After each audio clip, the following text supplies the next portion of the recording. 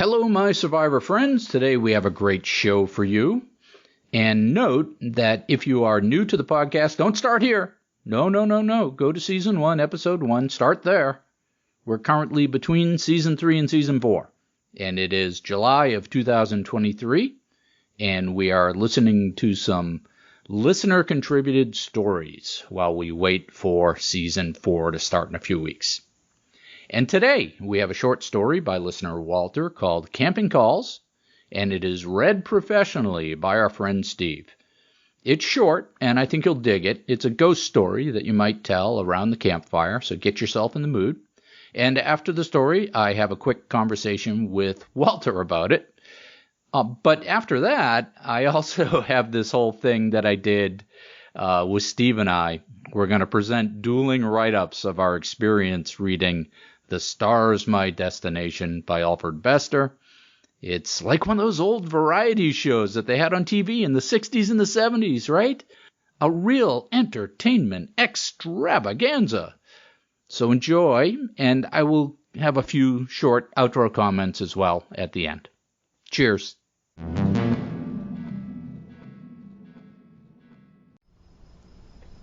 Walter Skrzypek, also known as Magua, is a modern-age outdoorsman, woodsman, hiker, and explorer of the lands, along with his trusted companion, Timber, his pup. He's enjoyed a 30-year journey through healthcare and retiring on good graces to share some tales from outdoor adventures and experiences. With years spent in the forests and lightly traveled areas, Magua's exposure to unusual experiences has varied, and it's time for him to share, with his story titled, Camping Calls Me. I have a favorite camping spot that I frequent, or had frequented. I had done so consistently for about 10 years, but not now. I had an experience that deterred me from ever returning to that Pennsylvania State Park. Each Friday I would clear up all of my final duties from work and spring out of the office about noon, and I would head off to camp for the weekend with my best friend at that time, Simba, my pup. One Friday, I headed out at noon to arrive home. I would have my car pre-packed with tent and gear, and I would return home to grab victuals and Simba. Then off we'd go. It was a late day in September, and we arrived, put in our camping cache from the Iron Ranger, since the campground host was usually gone late in the season. We had a perfect spot that was elevated slightly for great draining, fire ring close to where the tent was, pitched, and silence. Earlier in the summer, the Park Service had installed a phone across the street for 911 purposes. People could still make local calls as well without dropping in a quarter. Few people would camp here, or even fewer knew that you could make those calls, but I entered that phone number in my phone. I am guilty as charged, as I would occasionally prank call and watch campers go to the phone only to pull some stupid joke or fake voice. Cheap, dumb fun. People would use the phone to order food to meet the drop-off at the main road. Town wasn't too far away. After pitching the tent that evening and cooking up some beef stew, Simba and I settled into our routine of looking up at the sky and watching the clouds and world go by. An occasional shooting star or the faint light of a satellite on very clear nights as the tiny speck would drift over. I had time to myself, releasing stress and worries and troubling thoughts. To me, it was silence and beauty unmatched. The phone began ringing. I sat up, looked about on this day to notice that the fall chills had thwarted most campers, and I was the only one that I could see. I walked over to the phone, picked it up, and quietly said, "Hello?" and waited. There was a rustling on the other end. No words. I hung up and made my way across to my tent again. It rang again. I walked over and answered and kept quiet. I heard a voice that was soft, distant, almost echoing. A quiet voice that said, "Charles, oh my, how I have missed you." I said, "Who is this?" A teary voice said, "Charles, it's Evelyn. I felt so lost. Oh, I'm so lost." I stood, shocked, and clearly thinking that I recognized the voice. I responded, "What? Evelyn? Who is this? And why are you doing this?" The voice, "Oh, Charles, I've missed you and Simba. He's always so good." I was stunned. I looked over to see that Simba was running around my car with tail wagging. I said, "This isn't funny." The voice started to talk, but trailed off quietly, getting distant until it sounded like a quiet murmur. I hung up. I hesitantly dialed *67. I wasn't expecting it to work on the free emergency phone, but it did. The number it came back to was my cell phone. I felt like the energy and blood drained from me. I chilled. I was speechless. My shoulders slumped. I looked over to my car and Simba. I was sick. I felt like I needed to sit. Each time I would camp, that phone sat in the car. I didn't want to be bothered by it, as it was my cell-free weekend. I worked up the effort to run to my car, but I could only shuffle slowly. I looked hard. No shadow. Nothing was observed from the short distance away. I made my way over and looked inside. Sitting on the console was my cell. I wanted to vomit. I looked in the back of the car. I looked at the tent. I looked all around me. I could see my tent and camping spot the entire time that I was on the park phone. I looked again at the park phone station and saw nothing. Simba, my pup, just stared at me with no alarm. I quickly began taking down my tent, my cooler, everything getting tossed into the back seat. Not packing up anything. I just threw it in the car. I looked around me constantly. I was sick to my stomach. Drained, sapped of any energy. My emotions were tearing me apart inside. I scanned all around the site, and when I didn't see anything else that I had forgotten, I jumped in the car with my dog and just took off. I was shaking, quivering hands, tears flowing. I didn't even know why they were flowing. Nose running. I wiped my nose with my sleeve. I got up to a main road and pulled off. I started sobbing. I shut my eyes and choked on phlegm. My dog sat quietly on the seat beside me. "Come here, buddy." I hugged him tightly while sobbing into his fur. Then my cell phone rang. I looked at the screen and saw that it was the park phone. That number was in my contacts from my stupid pranking. I instantly stopped weeping and was terrified, confused. I wiped my nose again and I answered. Hello?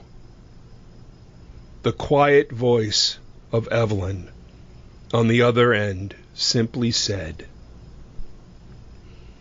It's okay. Calm down, honey. I'm happy. I'm comfortable. I will see you again. And the sound trailed off, leaving me with my mouth agape and my mind swirling. Evelyn was my wife. She had passed away 8 months prior.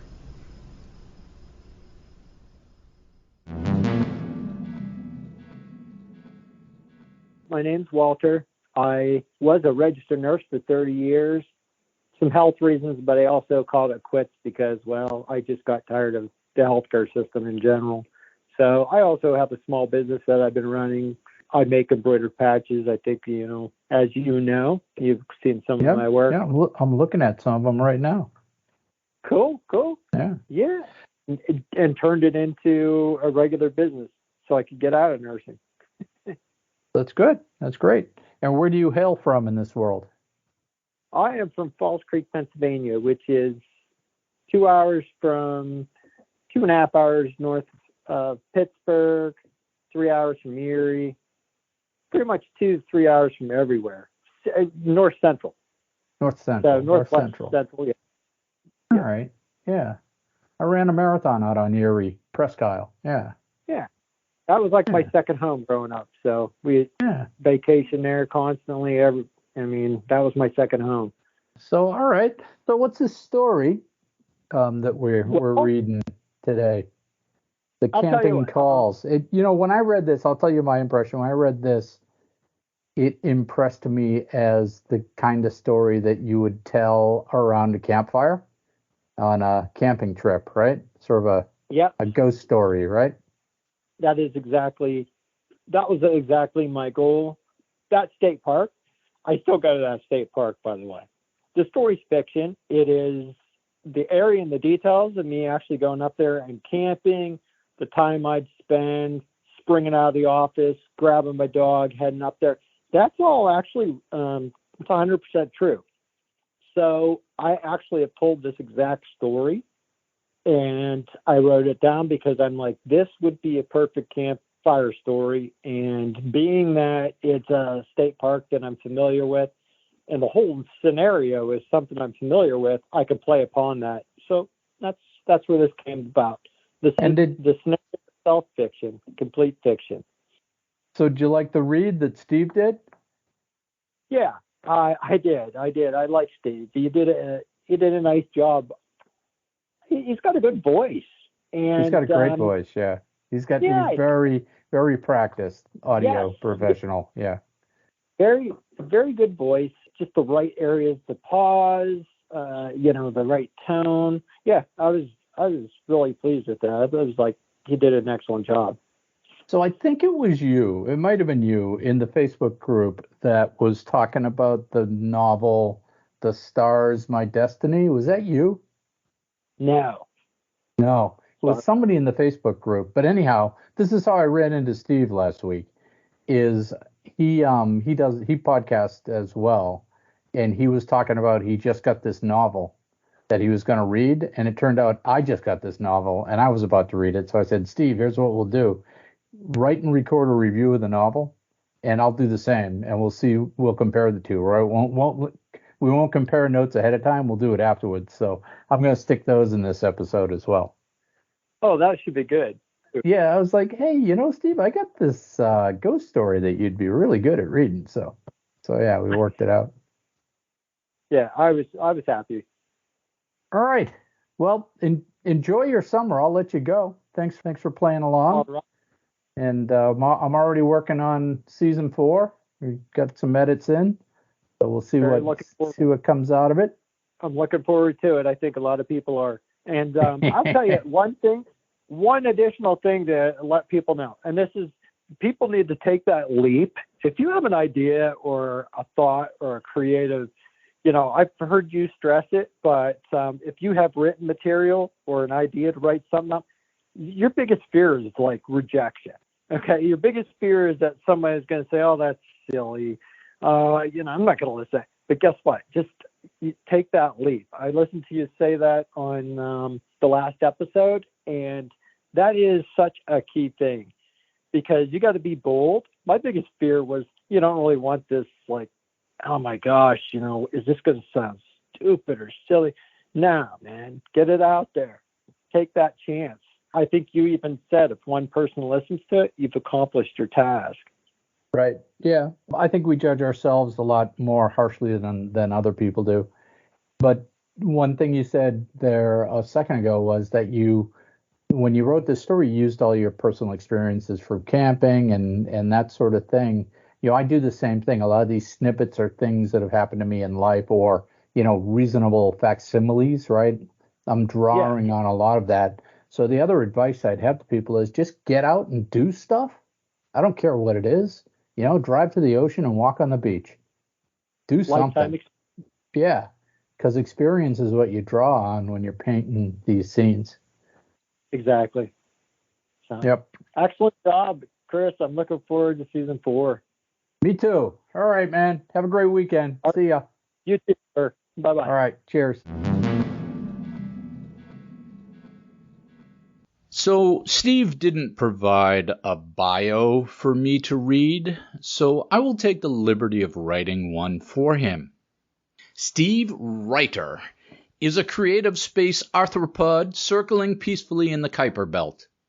The Kuiper Belt, by the way, is a donut-shaped region of leftovers from the solar system's early history. Occasionally, Steve takes human form to deliver audio magic. When not writing and recording, Steve is the grand partitioner of the Pastafarian religious movement and spokesperson on Earth for the giant flying spaghetti monster. Pastafarian, by the way, is a portmanteau of pasta and Rastafarian. A portmanteau is a made-up word that results from combining two other words. For example, podcast, which is a portmanteau of iPod and broadcast. These are all things you would know if you listen to Steve. What follows are Steve's and my reviews of The Star's My Destination by Alfred Bester. Funny story.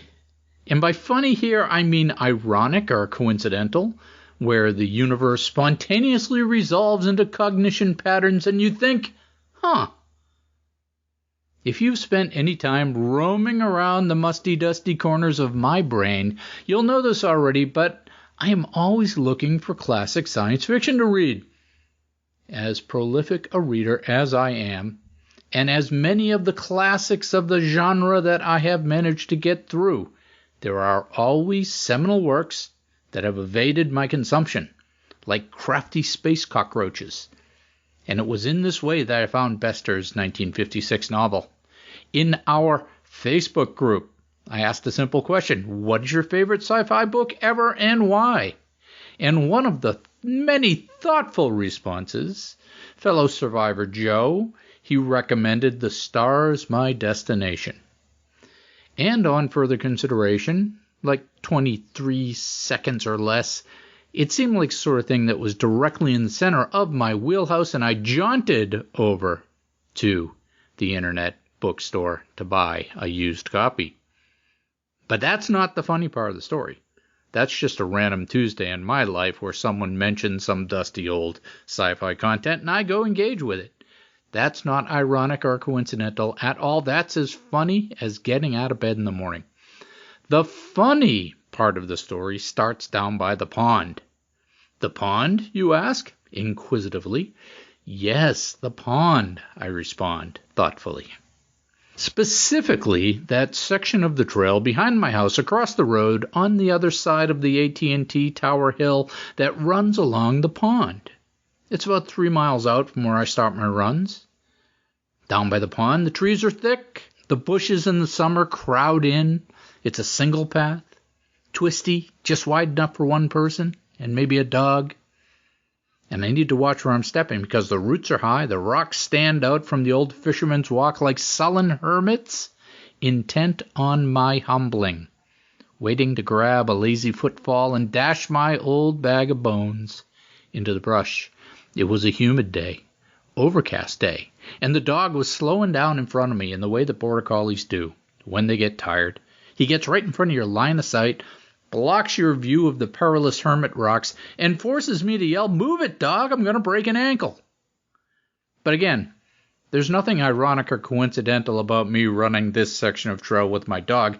That's as common as the crumbs from the bread that fall on the plate as I munch my avocado toast in the morning. The funny part has to do with what I was listening to. You see, I have what these days would be generously called a neurodivergent brain. My brain is always on. It's always thinking, worrying, creating, and flitting from thing to thing. My brain demands to be fed. It demands to be entertained. On this particular humid day with the dog, I was feeding it an old friend. Well, hold on. Not in the direct munchy-crunchy cannibalistic sense. No, in the listening to an old friend talk on his podcast sense. My old friend Steve was one of the old, original podcasters back when it all started, way back in the early 2000s. He predated my entry into the sport of podcasting by a couple of years. Steve doesn't drop content very often these days, so when he does, I give it a listen to see what he's up to. On this particular humid day, down by the pond with the dog, trying not to fall down, listening to Steve, he offhandedly mentions that he's reading a book. And that book is, drum roll please, The Stars, My Destination by Alfred Bester. The same book that I had just received in the post from Thrift Books and was about to crack open. Cue the ironic, creepy, coincidental music. That's the funny part. Fast forward to the 4th of July. I'm throwing random stuff into bags to bring with me to our summer house on Cape Cod, and my neurodivergent brain taps me on the shoulder and says, "Hey, Bubba, you'd better bring a book or two to read." So I tuck The Stars, My Destination into the side pocket of my computer bag where I keep books to be read on trips. 2 days alone with my wife at the Cape, I tear through Bester's novel. And as I sit wondering about what I have read, I remember Steve. Okay, I made that part up. It was actually as I was running a human 8 miles with the dog on the rail trail down in Cape Cod in the morning that the thought of Steve came back to me. So when I get back and stop sweating enough to hunch over my laptop, I send Steve an email. I said, "Hey, I had an odd thought, Steve. Would you write and record a review of Hester's novel for my Apocalypse podcast?" To wit, he quickly assented, and here we are. We have tied all those ironic and coincidental threads from the universe nicely together, and my brain doesn't need to fret about them anymore. Included in today's show are Steve's thoughts on The Stars, My Destination. What would you get if you took an angry, vengeful Indiana Jones space pirate, but not in a Han Solo kind of way, and you put him in a universe where Star Trek transporters weren't needed, but kind of happened anyway, and he fights to find an explosive substance that ignites just by thinking about it? Well, then, fellow runners, you're flipping through a copy of Alfred Bester's 1956 science fiction novel, The Stars, My Destination, one of the greatest science fiction epics you've probably never heard of. Here there be no spoilers. It's the 25th century. and humanity has built colonies throughout the solar system, and a new method of transportation has forever changed the socio-economic balance between the inner and outer planets. Within this classic novel, also titled Tiger Tiger, we meet our angry protagonist, a really bad space dude named Gully Foyle. Gully is not happy. Left for dead in the cold darkness of space, he dedicates his life to revenge against those who left him adrift in suffering. And the book is all about how this guy, this space tiger, which sounds like a literary embellishment but definitely makes sense once he reaches the asteroid belt. It's about how he transforms himself from an uneducated, unskilled, bored with life kind of mongrel into various other personas driven by hatred and revenge. The book originally received mixed reviews, but in 1978, when commenting on some of the unrealistic space tropes used haphazardly throughout space literature, none other than Carl Sagan listed The Stars My Destination as among stories, quote, that are so tautly constructed, so rich in the accommodating details of an unfamiliar society, that they sweep me along before I even have a chance to be critical. This is one of those gems of a book that is easy to overlook. I know I did. As an innocent Ute who passed this by when looking for my next novel to read at the North Weymouth Public Library, I judged The Stars My Destination by its cover. So I'm here to suggest that you give it a chance. Epic, steampunk, brilliantly written, and probably one of the greatest science fiction movies never made. I mean, I just don't see how they could film such a thing. The Stars My Destination is one of the best science fiction novels I've ever read. Gully Foyle is my name, and Terra is my nation. Deep space is my dwelling place. The stars, my destination. By Alfred Bester.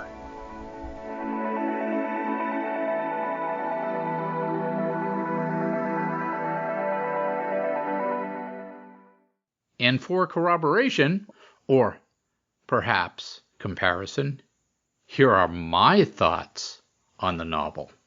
And I won't say review, because reviews are an art form in their own right that I proffer no claim to. Thoughts are all I have. Thoughts is all you'll get. The edition of the novel that I acquired was a 1996 printing with an introduction by Neil Gaiman. Gaiman, in his introduction, notes how The Stars My Destination is, in many ways, a proto-cyberpunk novel. And I did see that correlation. You get definite whiffs of Neuromancer or the Golden Age in how it starts small but grows to range across time and space and bigger themes. Overall, experience-wise, it is a great read. I was not able to put it down, and I look forward to spending time with it. The arc of the protagonist and the arc of the whole story is well constructed, and it just pulls you along. It's got that one good idea at its core that everything else revolves around. That idea is that humans can transport instantaneously from place to place just by engaging a latent talent of the brain. And this talent is discovered when someone is in so much danger or pain, they will themselves to get somewhere else. It's called jaunting. Sort of like how Deadpool got his power. A less ambitious author would have left the story here, revolving around that one good idea, the one good idea. But Bester does not, and there is so much more. It's got a MacGuffin to drive the motivation. But that's really a sideshow. The main driver is the growth and flowering of the combined arcs of the story and the character. The arc of the protagonist from illiterate thug to expander of the universe is paired with the evolution of mankind itself in the universe and its place in the universe. And the theme of one man's becoming paired with the universe's becoming. It's brilliant. These skillfully developed larger themes keep the novel from being just Ian Fleming in space. Pockets of this book do remind me of Stainless Steel Rat. The courage to keep building the arc beyond the storyline, beyond the action, to something that questions the meaning of life itself is this novel's brilliance. And that's really the thing that's good about all good, hard science fiction, is it gets those bigger themes.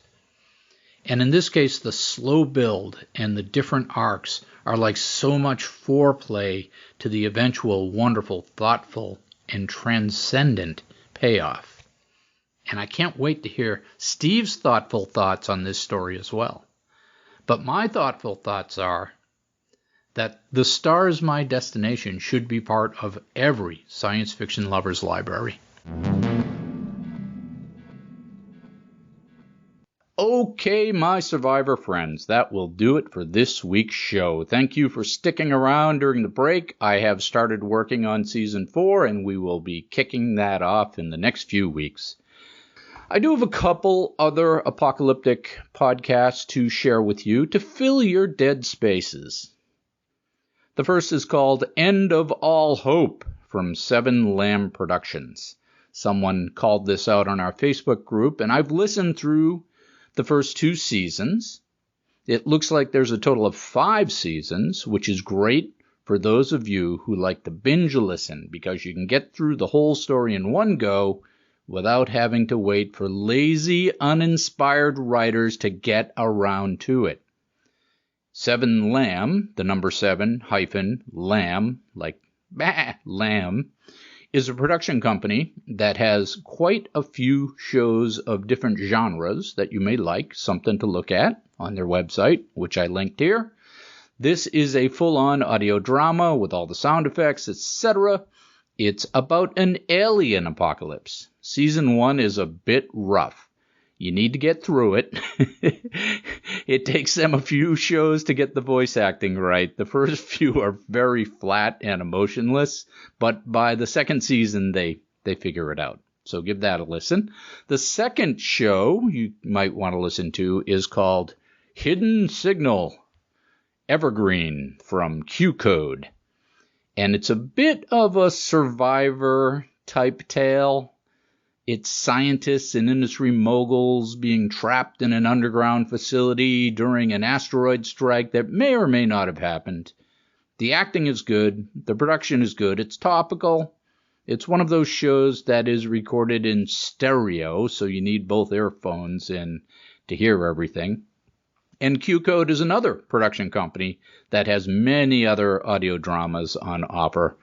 Links in the show notes and in the blog post at oldmanapocalypse.com, and those should keep you busy for a while. And it may occur to you to ask, Chris, why are you advertising other people's podcasts? Don't you compete for listeners with them? And that's actually a good question. And the answer is,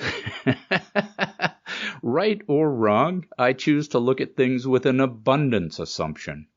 And I would rather share in the expectation that by sharing we make the pie bigger for everyone instead of fighting over who gets more of the pie. And I also believe in giving, in that you reap what you sow, even if it's only karma. And I've lived long enough to not really care if I'm right or wrong, but just to do what makes me happy and what feels right. And so I share. There are a lot of voices and forces in our modern culture that would like you to consider the universe through a lens of scarcity.